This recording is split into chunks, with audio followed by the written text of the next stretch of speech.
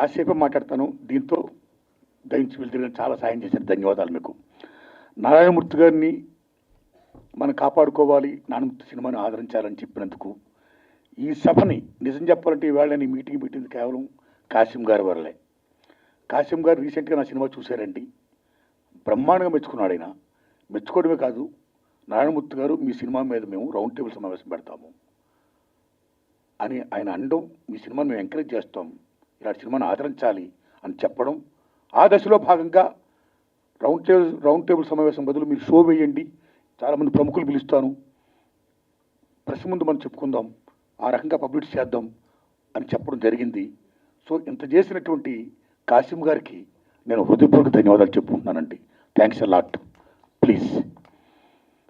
తర్వాత మన సారు అద్దంకి దయాకర్ గారు, నేను గవర్నమెంట్తో మాట్లాడి ట్యాక్స్ ఇప్పిస్తాను, ట్యాక్స్ లేకుండా చేస్తాను అన్నారు. అలాగే మా శ్రేయోభిలాషి ప్రముఖ కవి అందశ్రీ గారు కూడా ఈ సినిమాకి ట్యాక్స్ ఎగ్జామ్షన్ ఇప్పించాల్సిందిగా అద్దంకి దయాకర్ గారిని కోరానండి.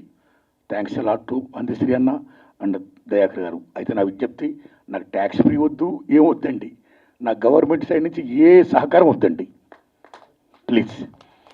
నేను కోరుకునేది ఏంటంటే దయించి మీరు ప్రమోట్ చేయండి సినిమాని, నా సినిమా గురించి చెప్పండి, సినిమా జనంలోకి వెళ్ళి చెయ్యండి, జనాన్ని సోమని చెప్పండి. ఏమాత్రం సినిమా బాగుంటే జనాన్ని కనెక్ట్ అయితే సినిమా సక్సెస్ అవుద్ది. ఆ హెల్ప్ చేయండి, దట్స్ వాట్ ఐ వాంట్. అలాగే పెద్దలు కుమారస్వామి గౌడ్ గారికి, సత్యనారాయణ గారు, ఆయన నిజంగా ఆయన ప్రైమ్ 9 టీవీ న్యూస్లో బ్రహ్మాండంగా ఈ కార్పొరేట్ ఎడ్యుకేషన్ మాఫీ మీద బ్రహ్మాండాన్ని ఫైట్ ఇస్తున్నాడు ఆయన, సెల్యూట్. సో నా సినిమా అన్నట్టు మెచ్చుకున్నాడు, ధన్యవాదాలు వారికి. అలాగే పెద్దలు నాగేశ్వరరావు గారికి, తమ్ముడు విక్రమ్ గౌడ్ గారికి, ప్రొఫెసర్లు బ్రహ్మాండంగా మాట్లాడారండి, ధన్యవాదాలు మీకు. సినిమా గురించి బ్రహ్మాండంగా చెప్పారండి. తమ్ముళ్ళరా, విద్యార్థి నాయకులరా, తమ్ముళ్ళరా, మీ అందరికీ నా ధన్యవాదాలండి. తమ్ముడు శభాష్, బాగా మాట్లాడారు, శభాష్.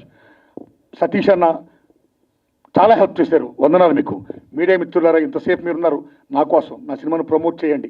ఎందుకంటే ఇందాక అందశ్రీ గారు చెప్పినట్టు ఇలా సినిమా తీస్తుడు, రిలీజ్ చేస్తుడు, పబ్లిష్ చేస్తుడు. పబ్లిసిటీ అనేది మోస్ట్ ఇంపార్టెంట్. పబ్లిసిటీ అనేది లేకపోతే జనం సినిమాకి థియేటర్ రారు. కాబట్టి మాకు జనానికి మధ్య వారసులు ఎవరంటే మీ మీడియా వారే. కాబట్టి దయించి నా సినిమాని ప్రజలు తీసుకుని వెళ్ళండి, మీ దండం పెడుతున్నా. Thanks a lot. ఇక మిత్రులారా, ముఖ్యంగా ఈ సినిమా నేను ఎందుకు తీసానంటే, 10 సంవత్సరాల క్రితం వ్యాపం స్కామ్ జరిగింది భారతదేశంలో, ముఖ్యంగా భోపాల్లో, మధ్యప్రదేశ్ రాజధాని భోపాల్లో. వ్యాపం స్కామ్ అంటే ఉద్యోగాల కుంభకోణం. ఎంత దూరం ఉంటే స్కామ్, సాక్షులు ఇప్పటికీ 100 మందికి పైగా సాక్షులు చంపేశారు. Still that case is going on. ఉద్యోగాల స్కామ్, ఉద్యోగాలు అమ్మేసుకోవడమే, అర్హులు లేకుండా అనర్హులకి, ఎవరైతే డబ్బులు ఇచ్చారో వాళ్ళకి ఇచ్చుకుండిపోతూ బీభత్సమైన స్కామ్ చేశారండి. ఆ ఇన్స్పిరేషనే నా సినిమా యూనివర్సిటీ. ఆ తర్వాత మన భారతదేశంలో ఈవేళ ఎప్పుడైతే విద్య ప్రైవేటీకరణ మ్యాక్సిమం అయిపోతున్న దశలో ప్రైవేట్ కాలేజీలు వచ్చేస్తున్నాయో, కార్పొరేట్ కాలేజీలు వచ్చేస్తున్నాయో, మా కాలేజీలో చదివిన వాళ్ళకే నెంబర్ 1 నుంచి 1000 వరకు ర్యాంకులు ఫస్ట్ మేమే అని చెప్పుకోవడం కోసం ఒక పబ్లిసిటీ, ఒక మీడియా గోళ, విభజించినటువంటి లీలా, పేపర్లు మొత్తం యాక్టివిజం యాడ్స్, ఒక్కొక్క యాడ్కి lakhs of rupees. How they are giving, how much they are earning and how much they are doing business with education. ఇలాంటి దశలో మా కాలేజీలో చదివిన వాళ్ళకే ర్యాంకులు రావాలని ఒక కృత్రిమ థాట్స్తో, ఒక పేపర్ లీకేజ్ చేస్తూ విద్యా వ్యవస్థను భ్రష్టు పట్టిస్తున్నారు. సో ఆ రకంగా మన రాష్ట్రంలో కాదు, భారతదేశంలో చాలా రాష్ట్రాల్లో ఇవాళ పేపర్లు జరుగుతున్నాయి కాలేజీ డేస్లో. కాలేజీ డేస్ అయిపోయిన తర్వాత మనందరూ ఎక్కడికి వెళ్తామండి? ఉద్యోగాలకు వెళ్తాం. ఉద్యోగాలకు వెళ్తుంటే ఏ పబ్లిక్ సర్వీస్ కమిషన్ ఎగ్జామ్ రాయాలనుకుంటే అక్కడ కూడా మా కోచింగ్ సెంటర్లో చదివిన వాళ్ళకే ఉద్యోగాలు వస్తాయి అని ఒక నోషన్తో, ఒక వ్యాపార దృక్పథంతో ఒక మాఫియా తయారైపోయి అక్కడ కూడా పేపర్ లీకేజీలు అండి. సేమ్ ఉదాహరణ తీసుకోండి, రీసెంట్గానే ఎంబీబీఎస్ పిహెచ్డి రాసిన వాళ్ళు చాలామందికి నీట్ విషయంలో మీకు గుర్తుపెట్టుకుని తమ్ముళ్ళరా, గుజరాత్లో బీభత్సంగా పేపర్ లీకేజ్ జరిగిపోయాయి.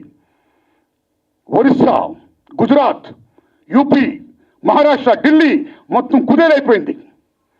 ఇంత పేపర్ లీకేజ్ జరిగిపోతుంటే కేంద్ర ప్రభుత్వం ఏం చేస్తుంది, రాష్ట్ర ప్రభుత్వాలు ఏం చేస్తున్నాయి? ఎందుకు ఎడ్యుకేషన్ మినిస్టర్స్ ఎందుకు సిస్టమ్, ఎందుకు కాన్స్టిట్యూషన్? కాబట్టి పేపర్ లీకేజ్ జరగకూడదు, విద్యను మనం కాపాడుకోవాలి అనే అంశాన్ని నేను ఫీల్ అయ్యి చిత్రమే ఈ యూనివర్సిటీ పేపర్ లీక్. కాబట్టి ఈ విద్యార్థులు, తల్లిదండ్రులు, ఉపాధ్యాయులు అందరూ చూడాలి. అన్నిటిని మించి ప్రభుత్వ విద్యా విధానాన్ని బలోపేతం చేయాలి అని ముఖ్యంగా చెప్పారు సినిమాలో. ఈ ప్రైవేటైజేషన్, కార్పొరేటీకరణ, ఈ మాఫియా దందాలు, ఈ ఎడ్యుకేషన్ సిస్టమ్ ఉండకూడదు. మొత్తం రూల్ చేయాలి. ప్రభుత్వ విద్యను కాపాడుకోవాలి, ప్రభుత్వ విద్యను బలోపేతం చేయాలి, విద్యని వైద్యని జాతీయం చేయాలి అనే విషయాన్ని నేను చెప్పాను చిత్రం ద్వారా.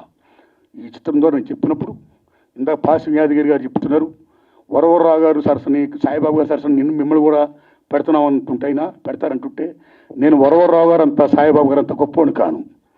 నేను మామూలు మనిషి, నేను కామన్ మ్యాన్. నేను నా రూట్లో నా పని చూసుకుంటా. ఇక నా విజ్ఞప్తల్లా ఏంటంటే, ఈ సినిమాని నేను ఆగస్టు 22వ తారీఖున రిలీజ్ చేస్తున్నానండి. ఆగస్టు 1 కాదండి, ఆగస్టు 22 అండి. దయించి సినిమాని చూడండి, ఆదరించండి. ఏమాత్రం బాగున్నా 10 మందికి చూడమని చెప్పండి. ఇంకా ఇలా చిత్రాలు తీయడానికి నాకు మంచి శక్తిని ప్రసాదించండి. ఇదే నా విజ్ఞప్తి అండి. ధన్యవాదాలు మీకు.